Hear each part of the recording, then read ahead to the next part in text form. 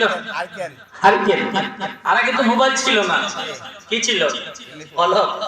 এখন কলমের ডাক্তার আছে না যাই, এই কলমের ডাক্তার কিন্তু বসা আমরা চিনি না।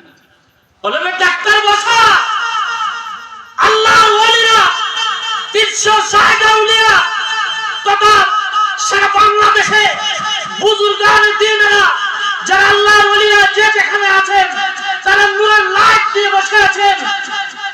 আল্লাহ পাক রব্বুল আলামিন এদের উসিলায় পুরো বাংলাদেশটাকে আল্লাহ টিকিয়ে রেখেছেন, ঠিক কি না বলেন? আরো জোরে বলেন ঠিক কি না? ভাইরা মা, এখানে আল্লাহর ওলি বসা। আজকের যে সাবজেক্ট আলোচনা আমাকে বলা হয়েছিল যে কতক্ষণ লাগবে, আমি বলছি আধা ঘন্টার ভিতরে শেষ করব ইনশাআল্লাহ। ও আমার ভাইরা, ফজলুল করিম সাহেব এই কথা বলার পরে 3 দিন পরে যখন হুজুর আসলো, আব্দুল্লাহ হুজুর আসার পরে যখন বসলেন, উনি তো আপনারা জানেন কুলিগন্ডা ঈদের নামাজ পড়াইতো এলাকাতে এবং নাসিরপুর খতিব হিসাবে বহুদিন দায়িত্ব পালন করছেন। তো হুজুর আসার পরে সুমুল্লাহ সাহেব একটা হারিকেন নিয়ে ওনার বাড়িতে গেছেন। ওই একটা গোলঘরের সামনে গিয়ে এভাবে ধরে বসে আনাগোনা চলতেছে। তো সুমুল্লাহ সাহেব বুঝাই বলে যে উনি তো উল্টা পাল্টা করে নাসিরপুরে একজন ফকির এসে কি করে।